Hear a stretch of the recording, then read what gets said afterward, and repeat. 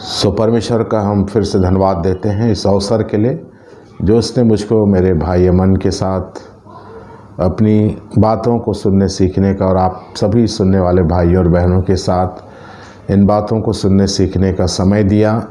ये समय बहुत ही बहुमूल्य है और इस बहुमूल्य समय को हम परमेश्वर के वचन में जितना अधिक से अधिक हम बिता सकते हैं ये हमारे लिए बहुत महत्वपूर्ण बात होगी। इसलिए परमेश्वर फिर से इस अवसर को देकर आप लोगों के साथ अपनी बातों को सुनने सीखने का अवसर दिया। परमेश्वर को मैं प्रभु यीशु मसीह में होकर पवित्र आत्मा में होकर उसकी उपस्थिति में उसको हृदय से आप लोगों के मध्य में धन्यवाद देता हूँ। प्रार्थना करेंगे। अनुग्रहकारी दयालु सर्वशक्तिमान परमेश्वर उद्धारकर्ता यीशु मसीह में धन्यवाद देता हूँ कि तूने फिर से यह अवसर दिया कि अपने प्रिय भाई अमन के साथ तेरे वचनों को और अपने प्रिय सुनने वाले भाइयों और बहनों के साथ तेरे वचनों को मैं भी आत्मसात करूँ जो मेरे आत्मिक जीवन की उन्नति का कारण बन सके, मेरे सुनने वालों के आत्मिक जीवन की उन्नति का कारण बन सके। इसलिए हे पवित्र आत्मा पिता मेरे प्रियों के साथ अध्यक्षता करना, मानुषिक ज्ञान बुद्धि से मुझको छुटकारा देना ताकि जो बातें परमेश्वर की ओर से लिखी गई हैं दी गई हैं उसको हम ठीक ठीक वैसा ही समझ सकें जैसा वो हमारे लिए आवश्यक और उचित है।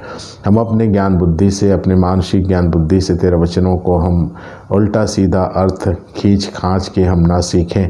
यदि हम ऐसा करते हैं तो हम अपने लिए विनाश का कारण बनते हैं और सुनने वालों के लिए भी हम विनाश का कारण बनते हैं। सो ऐसी बातों से तो मुझको संपूर्ण रीति से छुटकारा देना। तेरी उपस्थिति में तेरी बातों को पवित्र आत्मा की अगुवाई में यीशु के नाम में हम प्राप्त करने के लिए अपने कानों को खोलते हैं, अपने हृदय को खोलते हैं और इस विनती को हम सबके उद्धारकर्ता यीशु मसीह के नाम से मांगते पिता सुनिए और ग्रहण कीजिए। आमीन। सो परमेश्वर का हम धन्यवाद देते हैं कि फिर से परमेश्वर के वचन को हम सुनने सीखने जा रहे हैं जिसमें परमेश्वर की पवित्र आत्मा हमारी अध्यक्षता करता है। इसके लिए हम पवित्र आत्मा पिता का भी धन्यवाद करते हैं क्योंकि वो हमारा सहायक है, गुरु है, अगुवा है, शिक्षक है जो हमको परमेश्वर की बातों को सिखाता है, समझाता है और विशेषकर परमेश्वर के वचनों के अनुसार हमको चलाता है। इसके लिए हम पवित्र आत्मा पिता का हृदय से धन्यवाद करते हैं और देखेंगे रोमियो की पुस्तक से। रोमियो की पुस्तक 13 अध्याय में लिखा है। रोमियो की पुस्तक 13 अध्याय उसके 11 पद में लिखा है, और समय को पहचान कर ऐसा ही करो इसलिए कि अब तुम्हारे लिए नींद से जाग उठने की घड़ी आ पहुंची है, क्योंकि जिस समय हमने विश्वास किया था उस समय के विचार से हमारा उद्धार निकट है। सो परमेश्वर हमको बहुत सी बातों की चेतावनी दे करके हमको जागरूक करना चाहता है। इसलिए यहाँ पर 2 बातें हैं जिसको अपन देखेंगे। समय को पहचान कर ऐसा ही करो। समय को पहचान कर ऐसा ही करो, ये प्रभु यीशु मसीह का परमेश्वर पिता का पवित्र आत्मा के माध्यम से संदेश है जो हर युग में यह संदेश कारगर है, कामगार है। इसलिए इस युग में भी यह संदेश मेरे और आप सबों के जीवन में काम करना चाहता है। ये बताना चाहता है मुझको, हम सबको बताना चाहता है क्या हम समय को पहचान कर ऐसा ही कर रहे हैं जैसा परमेश्वर ने समय के आधार पे सारी घटनाओं को वर्णन किया है। तो परमेश्वर कहता है कि समय को पहचान कर ऐसा ही करो। कैसा करो कि नींद से जाग उठने की घड़ी आ पहुंची है ना। समय को पहचानना बहुत ज़रूरी है। तो इसमें कुछ लोगों की गवाही देखेंगे और कुछ पक्षियों की भी गवाही देखेंगे कि पक्षियों के विषय में भी परमेश्वर कहता है कि वो समय को जानते हैं। तो पहला इतिहास 12 अध्याय, पहला इतिहास के 12वें अध्याय के 32 पद में लिखा है, और इस्साकारियों में से जो समय को पहचानते थे। देखिए इस्साकारियों के लोग जो थे वो समय को पहचानते थे कि इसराइल को क्या क्या करना उचित है, इसराइल को क्या क्या काम किस समय में करना उचित है। ये इस्साकारियों के लोग समय को पहचानते थे कि उनको किस समय क्या करना है, ये समय को लोग पहचानते थे। क्या आज मैं और आप समय को पहचानते हैं कि हमको किस समय क्या करना है, हमको किस समय मन फिराना है, किस समय हमको बाइबल पढ़ना है, किस समय हमको प्रार्थना करना है, किस समय हमको परमेश्वर के बातों को लोगों के सामने रखना है। क्या इन समयों को मैं और आप पहचानते हैं? यदि पहचानते नहीं हैं तो बाइबल कहती कि तुम नींद में पड़े हो, क्योंकि नींद में पड़े रहने वाला व्यक्ति समय को नहीं पहचानता है। इस्साकारियों के लोगों ने समय को पहचाना कि उनको किस समय क्या क्या करना उचित है, और इस काम के लिए उनके प्रधान 200 थे कहता। देखिए, मतलब 200 लोग इस्साकारियों ने अपने झुंड में 200 ऐसे प्रधान को नियुक्त किया था जो समय को पहचान कर अपने झुंड को किस समय क्या करना है इसकी वो जानकारियाँ देते थे। तो आज ये जानकारियाँ मुझको और आपको कौन दे रहा है ना? कौन दे रहा है? ये परमेश्वर का वचन, परमेश्वर की पवित्र आत्मा इस काम के लिए आज उपस्थित है। ये परमेश्वर का वचन और परमेश्वर की पवित्र आत्मा हर मनुष्य को समय को पहचानने की जानकारी दे रही है कि तुमको किस समय क्या करना चाहिए, किस समय कहाँ रहना चाहिए, किस समय कहाँ नहीं रहना चाहिए। तो इन बातों को आज मैं और आप ध्यान करें, इस्साकारियों के झुंड के लोगों से सीखें कि उन्होंने समय को पहचानने वालों में कितने प्रधान को नियुक्त किए थे। उन्होंने परमेश्वर का वचन कहता है कि उन्होंने 200 प्रधान को नियुक्त किया था कि वो अपने झुंड में इन बातों की जानकारी दिया करें कि वे किस समय क्या करें। तो ये काम आज मनुष्य नहीं कर रहा है, ये काम परमेश्वर कर रहा है, ये काम परमेश्वर का वचन कर रहा है, ये काम परमेश्वर की पवित्र आत्मा कर रही है। क्योंकि मनुष्य जो हमको काम बताता कि किस समय क्या करना है, वो बस खाने और पीने का ही बताता है कि समय से खाना है, समय से सोना है, समय से उठना है, बस यही बताया जा रहा है। समय से दवाई खाओ, समय से वॉकिंग करो, समय से योगा करो, बस यही बताया जा रहा है। पर समय से हमको अपनी आत्मा के बचाव के लिए क्या काम करना है, ये कोई जानकारी मनुष्य या पृथ्वी का कोई भी समाज नहीं दे रहा है। ये दे रहा है तो केवल परमेश्वर का वचन जो हमारे पास है। तो इसी वचन के सहारे मैं और आप आज अपनी आत्मा के सेफ के लिए हमको किस समय क्या करना है, किस समय क्या नहीं करना है, इसकी जानकारी आप और मैं आज समय होते हुए ले सकते हैं। और इन बातों को परमेश्वर ने स्पष्ट किया है। यिर्मयाह की पुस्तक उसका 8 अध्याय, यिर्मयाह 8 अध्याय में भी देखिए परमेश्वर ने क्या क्या बातों को हमको दिखा करके हमको शर्मिंदा करना चाहता है ना। हमको शर्मिंदा होना चाहिए बाइबल के कथा अनुसार जानकारी को लेकर। यिर्मयाह 8 अध्याय के 7 पद में लिखा है, आकाश में लगलग भी अपने नियत समयों को जानता है, और पंडुकी, सुपाबेनी और सारस भी अपने आने का समय रखते हैं, परंतु मेरी प्रजा यहोवा का नियम नहीं जानती। देखिए, पक्षी लोगों को अपने आने और जाने का समय नियुक्त रहता है, मालूम रहता है। तो मनुष्य आज पक्षियों से भी गए गुजरा जीवन व्यतीत कर रहा है।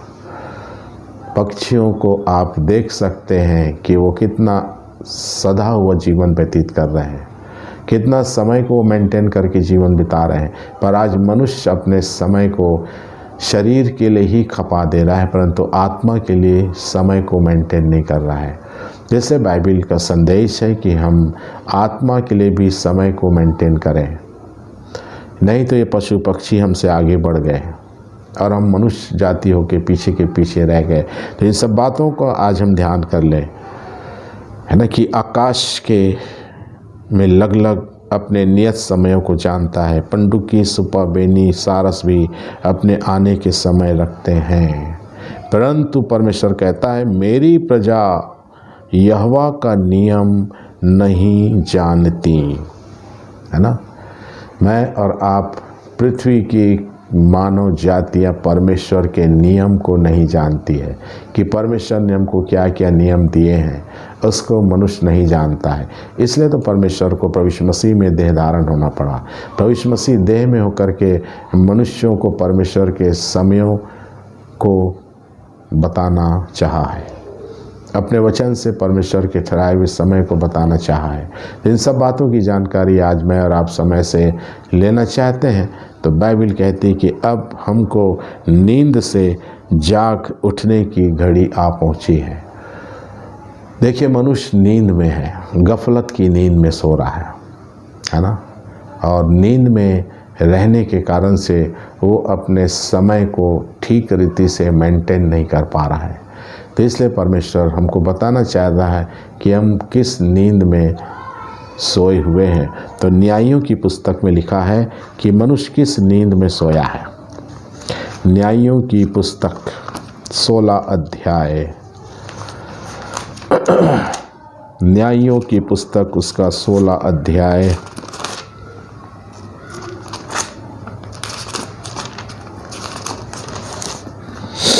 उसका 19 पद में लिखा है, तब उसने उसको अपनी घुटनों पर सुला रखा और एक मनुष्य बुलाकर उसके सिर की 7 लटें मुंडवा डाली और वह उसको दबाने लगी और वह निर्बल हो गया।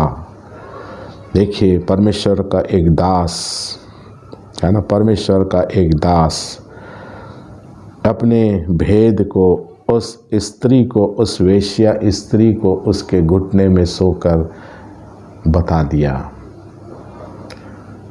कि शरीर की अभिलाषा की नींद, शरीर की अभिलाषा के नींद में लोग सोए होने के कारण वो समय को नहीं पहचान पा रहे हैं, वो समय को नहीं जान पा रहे हैं, उस समय में हमको क्या करना ये नहीं जान पा रहे, क्योंकि हर मनुष्य शरीर की अभिलाषा के नींद में सोया हुआ है।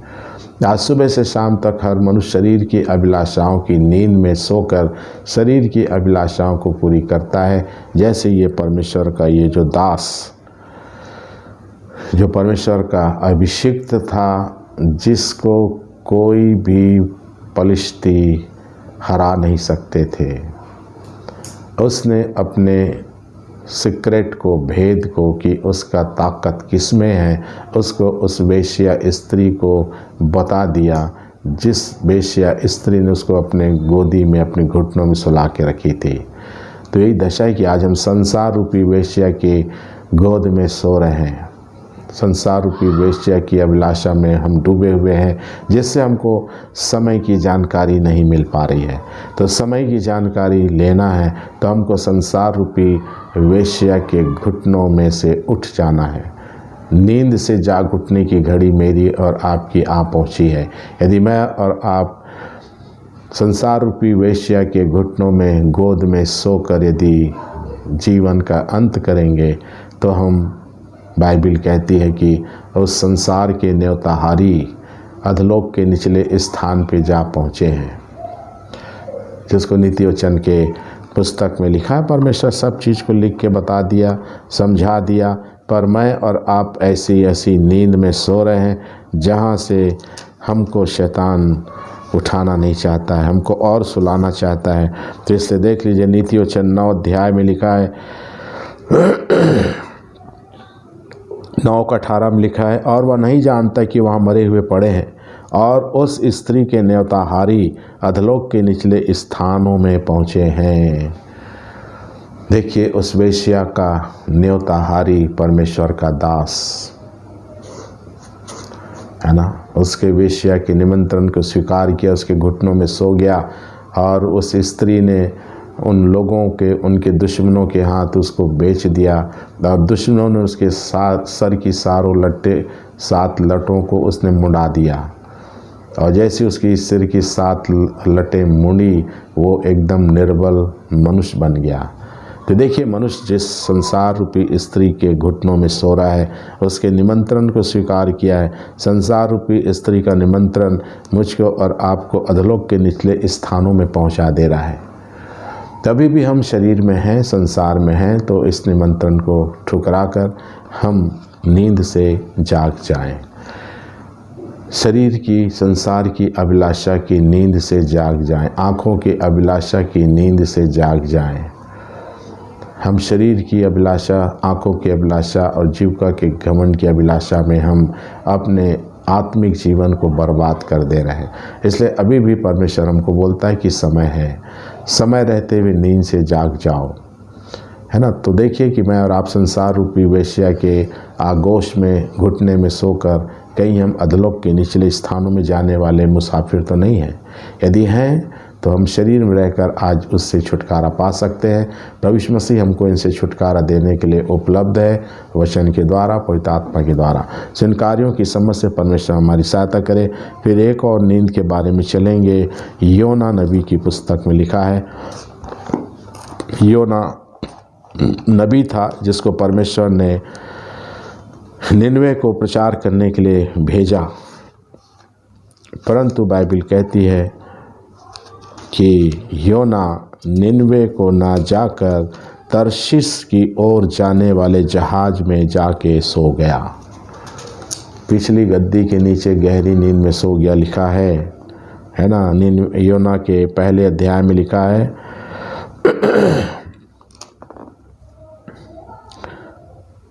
पहले अध्याय के 5वें पद में लिखा है, तब मल्लाह लोग डर कर अपने अपने देवता की दुहाई देने लगे और जहाज में जो व्यापार की सामग्री थी उसे समुद्र में फेंकने लगे कि जहाज हल्का हो जाए। परंतु योना जहाज के निचले भाग में उतर कर सो गया था और गहरी नींद में पड़ा हुआ था। देखिए, योना गहरी नींद में पड़ा हुआ था। ये कौन सी गहरी नींद है? डिसओबीडियंट की, अनाज्ञाकारिता की गहरी नींद। देखिए, आज संसार की सारी मानव जातियां परमेश्वर की आज्ञा का उल्लंघन करके अनाज्ञाकारिता की नींद में सो रहे हैं। तो परमेश्वर कहता है कि आज भी हमको अनाज्ञाकारिता के नींद से ये वचन जगाना चाहता है। परमेश्वर की आत्मा हमको जगाना चाहती है। प्रभु यीशु मसीह हमको जगाना चाहता है कि आज हम अनाज्ञाकारिता के नींद से जाग जाएं। यदि नहीं जागेंगे तो बाइबल में हमने देखा, रोमियो की पुस्तक में हमने देखा, 13 अध्याय में वापस चलते हैं। 13 अध्याय में परमेश्वर कह रहा है कि समय को पहचान कर ऐसा ही करो, इसलिए कि अब तुम्हारे लिए नींद से जाग उठने की घड़ी आ पहुंची है। क्योंकि जिस समय हमने विश्वास किया था उस समय के विचार से अब हमारा उद्धार निकट है। तो हमने विश्वास तो कई वर्षों से किया है, पर उद्धार हमसे कोसों दूर है, क्योंकि हम संसार, शरीर और आँखों की अभिलाषा के घुटनों में हम सो रहे हैं।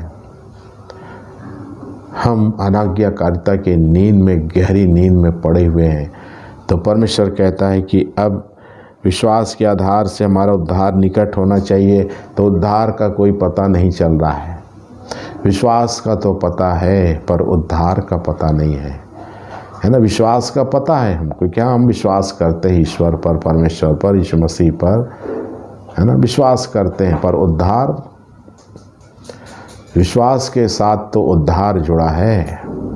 तब विश्वास है और उद्धार नहीं है, इसका मतलब हम नींद में पड़े हुए हैं, गहरी नींद में हम पड़े हुए हैं। शरीर, संसार, आंखों की अभिलाषा के नींद में हम पड़े हुए हैं। तो हमारा उद्धार हमारे पास कहाँ आएगा? विश्वास तो आ गया, विश्वास तो है मेरे पास, है सबके पास, परंतु उद्धार कहाँ है? जबकि बाइबल कहती जिस समय तुमने विश्वास किया था उस समय के आधार पे उद्धार तो तुम्हारे निकट होना चाहिए, पर उद्धार तो कहीं दिख ही नहीं रहा है मेरे और आपके जीवन में। विश्वास भर दिख रहा है पर उद्धार नहीं दिख रहा है। इसका पहचान है कि हम गहरी नींद में सो रहे हैं।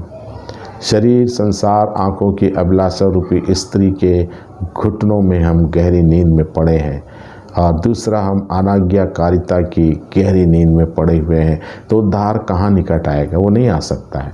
इसलिए 12 पद में कहता है कि रात बहुत बीत गई है, दिन निकलने पर है, इसलिए अंधकार के कामों को तज कर ज्योति के हथियार बांध ले। देखिए, रात बहुत बीत गई, गहरी नींद में है, रात बीत गई, दिन निकलने पर है। रात बीत गई मतलब शैतान का समय बीत रहा है, और दिन निकल रहा मतलब यीशु मसीह का समय आने वाला है। अब यीशु मसीह का समय आने वाला है और मैं और आप गहरी निद्रा में पड़े हैं। तो हम कहाँ से अंधकार के कामों को छोड़ेंगे? कहाँ से हम अंधकार के कामों को छोड़ेंगे? कहाँ हम झूठ, छल, कपट, लोभ, लालच को छोड़ेंगे? घमंड, अहंकार को कहाँ छोड़ेंगे? नहीं छोड़ सकते। हम कहाँ छोड़ेंगे? नहीं छोड़ सकते। इसलिए परमेश्वर कहता है कि जो नींद से जाग उठेगा वही अंधकार के कामों को तज देगा। जो नींद में पड़ा है वो अंधकार के कामों को नहीं तजेगा। अंधकार के कामों को मैं और आप नहीं तजेंगे। उद्धार मेरे और आपके निकट नहीं आ सकता। और इसलिए परमेश्वर कह रहा है कि हम इन बातों को आज ध्यान करें। 13 पद कहता है, जैसे दिन को सोता है वैसा ही हम सीधी चाल चलें, ना कि लीला क्रीड़ा, पियक्कड़पन, व्यभिचार, लुचपन, न झगड़े, न डाह में। हम इसी में तो जीवन व्यतीत कर रहे हैं। यही नींद में पड़े हुओं की पहचान है कि जो नींद में पड़े हुए हैं वो लीला क्रीड़ा में पड़े हैं, पियक्कड़पन में पड़े हैं, व्यभिचार में पड़े हैं, लुचपन में पड़े हैं, झगड़े में पड़े हैं, डाह में पड़े हैं। तो परमेश्वर कह रहा है कि मुझसे और आपसे कि हमको अब नींद से जाग उठने की घड़ी का लाभ उठा लेना है और प्रभु यीशु मसीह को पहन लें। प्रभु यीशु मसीह को पहन लें। हम प्रभु यीशु मसीह को नहीं पहनेंगे तो हम अधलोक का कौर हो जाएंगे। तो शैतान चाहता है कि हर मनुष्य अधलोक का कौर हो, इसलिए वह प्रभु यीशु मसीह को पहनने नहीं देता है। प्रभु यीशु मसीह पर विश्वास करने को देता है। वो प्रभु यीशु मसीह पर विश्वास कर लो, प्रभु यीशु मसीह को मत पहनो। प्रभु यीशु मसीह को पहनोगे तो उद्धार तुम्हारे निकट आएगा, और उद्धार निकट आएगा तो तुम अधलोक से दूर हो जाओगे और स्वर्ग राज के वारिस हो जाओगे। तो इससे शैतान हमको बड़ी चालाकी से गहरी निद्रा में डाल के रखा है। वो प्रभु यीशु मसीह को पहनने नहीं देता है, विश्वास करने देता है। विश्वास कर लो यीशु मसीह पर उसको पहनो मत। पहनोगे तो नींद से जाग जाओगे, और नींद से जाग जाओगे तो फिर अधलोक से बच जाओगे। तो इन कार्यों के लिए परमेश्वर हम सबकी, हमारे परिवारों की इन वचनों के अनुसार जीवन निर्वाह करने की आशीष दे। ऐसे हम परमेश्वर से प्रार्थना करेंगे। अनुग्रहकारी दयालु परमेश्वर, उद्धारकर्ता यीशु मसीह में धन्यवादित हैं। फिर से आज की शाम वचनों को मनन करने का तेरी आत्मा की अगुवाई में मुझको मेरे प्रियों के साथ मौका मिला। सारी बातें तूने मेरे लिए, मेरे प्रियों के लिए प्रकाशित की। आत्मा के द्वारा धन्यवाद देते हैं कि हाँ प्रभु, समय को पहचान कर हमको ऐसा ही करना है, क्योंकि अब नींद से जाग उठने की घड़ी आ पहुँची है। जिस समय हमने विश्वास किया था उस विश्वास के समय के अनुसार उद्धार हमारे निकट होना चाहिए, परंतु वो नहीं है। इसलिए पिता, हम सबों को तो नींद से जगाना चाहता है और प्रभु यीशु मसीह को पहना करके तो हमको अधलोक में जाने से बचाना चाहता है। जिन वचनों के अनुसार हम सबों को जीवन निर्वाह करने की आशीष देना, जिन बातों को हमारे हृदयों में सुरक्षित रखना, ऐसे हम तुझसे यीशु मसीह में पवित्र आत्मा में निवेदन करते हुए इस विनती को हम सबके उद्धार करता यीशु मसीह के नाम से मांगते पिता, सुनिए और ग्रहण कीजिए। आमीन।